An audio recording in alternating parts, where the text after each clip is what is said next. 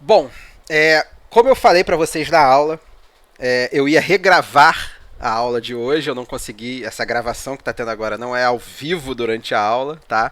Porque eu dei mole aí, eu tive um probleminha, né, na hora de começar a aula, meu navegador travou e eu acabei voltando com pressa para voltar para a aula e esqueci de dar REC para gravar. Então, eu vou gravar sozinho aqui essa aula para vocês não perderem, tá? Então, olha só, pessoal, hoje a gente vai falar da República Velha, tá? Das revoltas da República Velha, os conflitos da Primeira República, tá? E esse conflito que a gente vai falar hoje é a Revolução Federalista, tá? Então vamos lá, pessoal. Seguinte, antes de entrar na República Federalista, tá? Eu tô de olho aqui para ver se tá gravando. Tá gravando. Então, antes de falar da Revolução Federalista, eu vou explicar um pouco esse termo que a gente chama de República Velha ou Primeira República. É conhecida pelos historiadores, né, como Primeira República ou República Velha, o período da história do Brasil que se estendeu da proclamação da República, né, 1889, até 1930. E essa foi a primeira fase da República no Brasil e, como um tal, foi um período cheio de tensões, né, tensões econômicas, tensões políticas e tensões na sociedade como um todo, né? E, pessoal, o que causou, né, os conflitos da Primeira República? Né? As revoltas da Primeira República elas foram motivadas por inúmeros fatores, como a desigualdade social, pobreza, violência policial, medo, fanatismo religioso, racismo e insatisfação política. Tá? E as principais revoltas desse período, ou seja, as mais estudadas, elas são a Revolução Federalista, a Revolta da Armada, a Guerra de Canudos, né, a Revolta da Vacina, o Contestado e a Revolta da Chibata, falando aí em ordem, tá?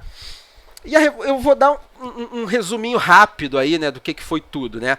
A Revolução Federalista foi no sul do Brasil, né, entre 893 e 1895, né? Foi meio que uma insatisfação, foi uma guerra civil entre republicanos que estavam ali debatendo que tipo de república o Brasil seria. Né? Depois a gente teve a Guerra de Canudos, que aconteceu, foi motivada pela insatisfação das elites baianas com a formação de um arraial que possuía um líder religioso desvinculado da igreja e que se torna muito popular e deu para as pessoas uma experiência de igualdade no meio desse estado que o Brasil tinha, né? Que era Antônio Conselheiro. Aí a gente teve a Revolta da Vacina, que aconteceu no Rio de Janeiro, que foi a insatisfação da população com as reformas do prefeito Pereira Passos, né, o processo de modernização da cidade do Rio de Janeiro, aliada com medo da campanha de vacinação forçada que tinha nessa época. Isso a gente vai ver na próxima aula e é muito interessante a gente falar isso diante da situação que nós estamos vivendo hoje, tá? A gente teve a Guerra do Contestado, que acontece numa região disputada, né, por Paraná e Santa Catarina e envolvia uma insatisfação dos sertanejos daquela localidade com a pobreza e o fervor religioso.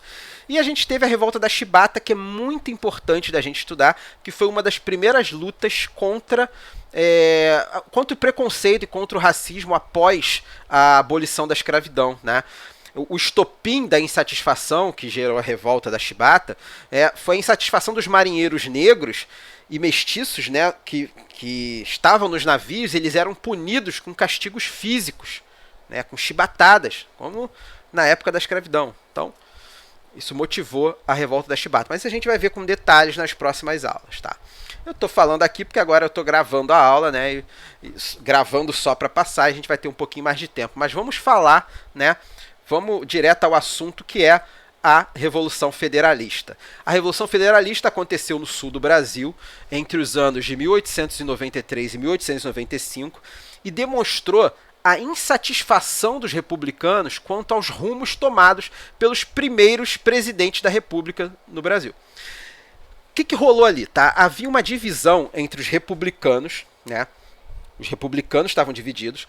Uma ala dos republicanos defendia a descentralização do poder, ou seja, que o poder não ficasse todo na mão do presidente. né, e tivesse maior participação dos estados, enquanto na outra ala se considerava necessário o presidente ter mais poderes para controlar e consolidar a república. Essa palavra é a palavra-chave da aula hoje, consolidar a república, né? E ao mesmo tempo a gente tinha um embate entre militares do exército e militares da marinha a respeito das suas participações no governo federal. O que eu estou falando aqui quando eu falo de consolidar a república, né? A república foi proclamada em 1889 e até 1895 a república não estava ali muito bem consolidada, né? E foi uma das consequências da Revolução Federalista foi isso, a consolidação da República. Por quê? Porque aqueles que eram contra, né, a centralização do poder e eram a favor da volta da monarquia, esse pessoal foi derrotado com a Revolução Federalista. Estou dando um spoiler aí. Eles foram derrotados com a Revolução Federalista e sem essa ameaça à República, a República se consolida. Beleza? Tá? Então vamos lá. Vamos seguir aqui. Quais foram as causas da Revolução Federalista? A Revolução Federalista ela expôs os conflitos envolvendo diversos grupos que pensavam caminhos opostos para a República que tinha acabado de nascer no Brasil, né? Desde 1889, que foi o ano da proclamação, que se discutia a respeito da centralização ou não do poder no Executivo Federal ou na autonomia dos estados.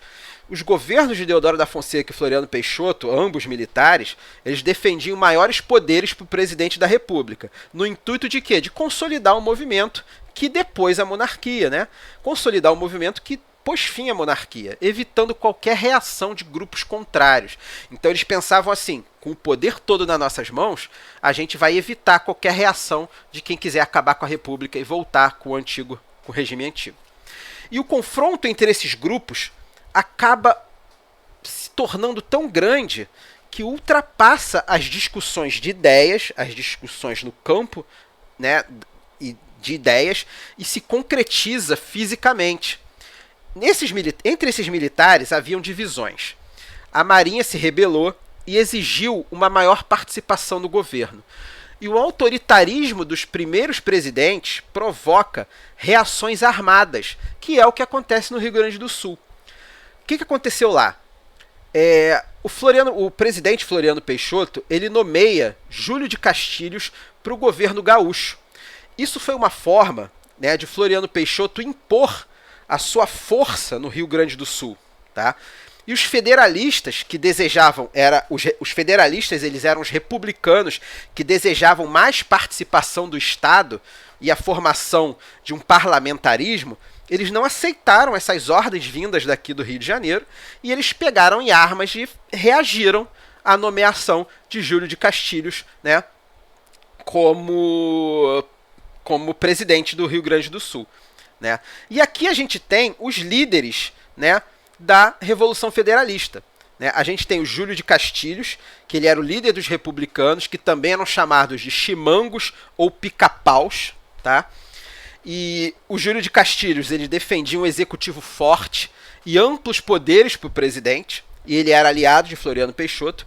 E do outro lado, entre os federalistas, a gente tinha como líder o Gaspar da Silveira Martins, que defendia a descentralização do poder e a implementação do parlamentarismo. Né? Entre os republicanos, né, eles eram chamados de chimangos ou pica-paus, porque a roupa que eles usavam parecia... tinham as cores dos pássaros da região. Né? E os maragatos eram um nome dado aos líderes federalistas. Né? Por que eles tinham esse nome? Né? Os maragatos eram um termo usado para se referir aos que defendiam Gaspar da Silveira. E qual é a origem deles? Né? Lá na Espanha, na província de León, existia uma comarca, uma região que era denominada Maragateria. E os habitantes de lá tinham o nome de maragatos, que segundo alguns era um povo de costumes condenáveis, ou seja, eles viviam na vagabundagem, de um ponto a outro, com cargueiros, vendendo e comprando roubos, eram roubos principalmente de animais, tá? Então os maragatos espanhóis eram eminentemente nômades, e eles adotavam profissões que lhe permitissem estar em constante deslocamento. E no Uruguai, né, região vizinha do Rio Grande do Sul, eram chamados de maragatos os habitantes da cidade de San José de Mayo, talvez porque seus habitantes, os primeiros habitantes dessa região, fossem descendentes dos maragatos espanhóis, que foram responsáveis por trazer para a região do Rio da Prata o costume da bombacha. Bombacha é aquela roupa de gaúcho. E na época da Revolução, os republicanos legalistas, eles usavam essa apelação. Os republicanos legalistas eram o pessoal do exército do Júlio de Castilhos, tá?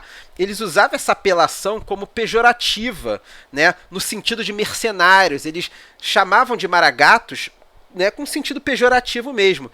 Só que a realidade oferecia alguma base para essa assertativa, né? O caudilho Gumercindo Saraiva, que era um caudilho federalista, né, um dos líderes da Revolução, ele havia entrado no Rio Grande do Sul, vindo do Uruguai pela fronteira de Aceguá, no departamento de Cerro Largo, comandando uma tropa que incluía pessoas do Uruguai, incluíam uruguaios, voluntários para a Revolução. E a família de Gumercindo, embora de origem portuguesa, possuíam campos em Cerro Largo. E, no entanto, dar esse apelido aos revolucionários, né, aos federalistas, foi meio que um tiro no pé, né? Um tiro que saiu pela culatra. Por quê? Porque a denominação de maragatos acabou gerando uma simpatia. E os próprios rebeldes passaram a se denominar maragatos, né? Então, um nome que eles vamos dar aí para sacanear eles, acabou não dando muito certo, tá? Então, como eu falei, né, a Revolução Federalista colocou em campos opostos dois grupos que desejavam caminhos diferentes, né? Para a nascente da República, a gente tinha o Júlio de Castilhos, que foi o líder dos republicanos. Ele defendia um executivo forte e era aliado de Floriano Peixoto. E do outro lado, né, o grupo federalista, que eram os maragatos, eles tinham Gaspar da Silveira Martins como líder, e ele defendia a descentralização do poder e a implementação do parlamentarismo. E essa era uma forma de evitar, né, a descentralização do poder era uma forma de evitar a formação de poderes autoritários, né? A descentralização do poder era uma forma de evitar que os poderes ficassem na mão de uma pessoa só e não geraram um governo autoritário, como os primeiros governos republicanos, que foi Deodoro da Fonseca e Floriano Peixoto, né? Então eles tinham esse ideal, né? Era isso que eles pretendiam, tá? E o que rolou, né? Como que se desenrolou o conflito, tá?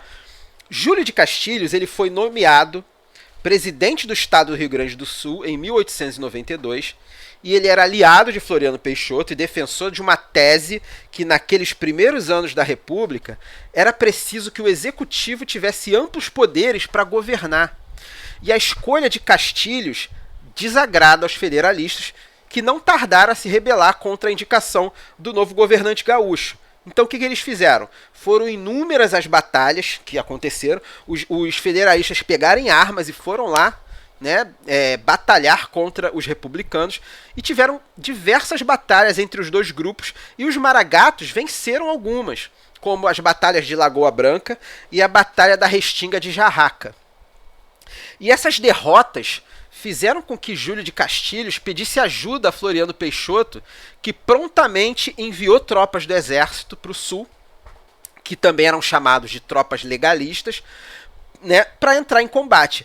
E além dessa ajuda do governo federal, o Júlio de Castilhos criou uma brigada militar estadual, que tinha o objetivo inicial de derrotar os federalistas, mesmo com toda a força militar nas mãos do governo gaúcho. E os federalistas conseguiram impor algumas derrotas ainda aos republicanos. E se o governo gaúcho reforçou suas tropas, os federalistas também não ficaram para trás. Quem foi a grande força que apoiou os federalistas? A Marinha. A Marinha do Brasil apoiou os federalistas, principalmente após a invasão de Santa Catarina e do Paraná, e percebendo a perda de soldados e as consequências, caso eles continuassem essa batalha em Santa Catarina e no Paraná, os federalistas pegaram e recuaram e mantiveram a luta em terras gaúchas. Vamos falar uma coisa, é importante, né, a presença da Marinha na luta contra as Forças Armadas do Exército, porque foi a Marinha do Brasil que organizou a revolta da Armada, uma revolta contra a República, que a gente vai falar mais pra frente em outra aula. E, pessoal, a Revolução Federalista ela ficou marcada pela crueldade, tá? De ambos os lados da disputa. Apesar, né, foram dois grupos que entraram em disputa, mas os dois grupos eram republicanos, tá? Foi uma briga interna ali dentro de republicanos. Ambos os lados em disputa degolavam seus prisioneiros. E essa era uma forma de humilhar o adversário e poupar munição para o ataque contra o inimigo. Então, essa batalha, né, essa revolta, essa Revolução Federalista, ela durou até 1895. E como que ela termina, né, pessoal? Os federalistas... Deixa eu voltar aqui, que eu acabei deixando o slide muito para trás, né? Como que acabou, né, a Revolta Federalista? Deixa eu voltar aqui. O fim da Revolução Federalista. O governo de Floriano Peixoto chega ao fim, tá?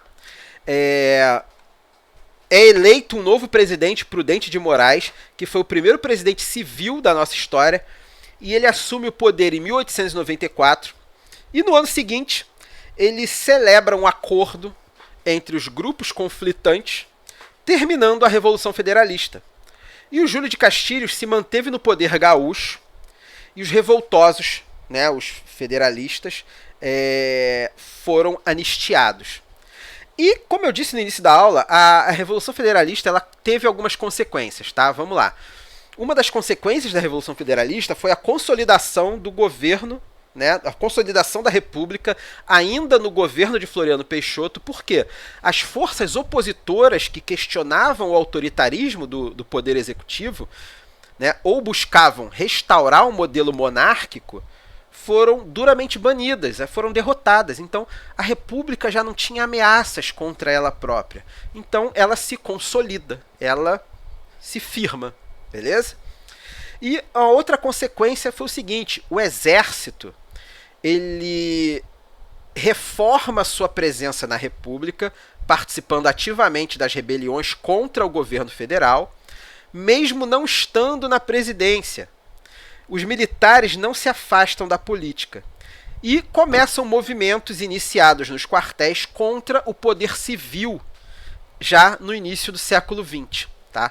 Então, a gente vê aí que o exército começa a se armar contra o poder civil, tá? Mas o poder civil se mantém no governo. Então, um pequeno resumo aí sobre a Revolução Federalista, tá? A Revolução Federalista foi um conflito ocorrido no sul do Brasil, né, entre republicanos e republicanos federalistas. Os republicanos federalistas começaram a revolução ao resistirem à nomeação de Júlio de Castilhos como presidente do estado do Rio Grande do Sul. A aliança entre federalistas e a Marinha foi muito importante, tá? Porque se os republicanos estavam se reforçando, os federalistas também. Júlio de Castilhos contou com o apoio militar do governo de Floriano Peixoto, e isso fez com que os federalistas ganhassem apoio da Marinha. E a Revolução termina em 1895, quando Prudente de Moraes, o novo presidente da República, sela um acordo entre as duas partes. Beleza? Pessoal, eu regravei a aula para vocês. Assim que a aula acabou, eu regravei. Eu vou dar uma editadinha, né, e vou subir para o YouTube. Quem tiver dúvida é só falar, beleza? Então, valeu, pessoal.